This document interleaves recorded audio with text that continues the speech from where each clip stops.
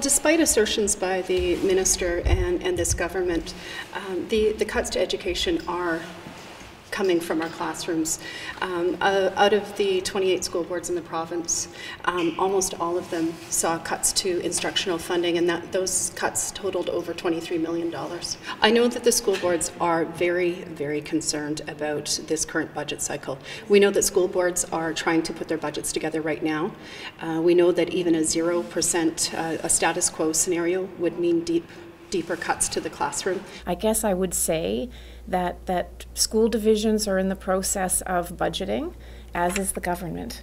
And so of course we understand where they're coming from and that this is a process that they want to address sooner rather than later, but it is a budget process.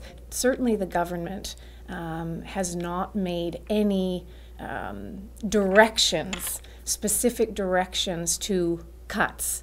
That is the case, remains the case.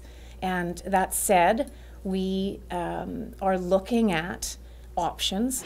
And we are hearing from school boards across the province that these cuts have already found their way into the classrooms. They are a concern for the future education of students in this province, and they're saying they simply cannot sustain more cuts. We are calling on the government they're crafting their budget right now, to reverse the cuts and invest in education the way that they ought to. But we are aware of the challenges that divisions face, and again, want to commend those divisions who have made serious efforts since the last budget and in many ways have turned corners in terms of continuing to put students first. They have consistently suggested that these cuts are not coming from the classroom.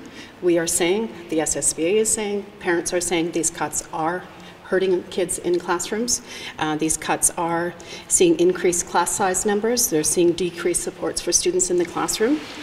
For the ministers to suggest that they're listening, I hope that they do listen. I hope that they start talking to school boards and providing them with the answers that they need. Part of the reason that we are having discussions about what we might be able to do mid-year and certainly leading forward to the budget are a result of looking ahead at what pressures we could see as we go into this next budget.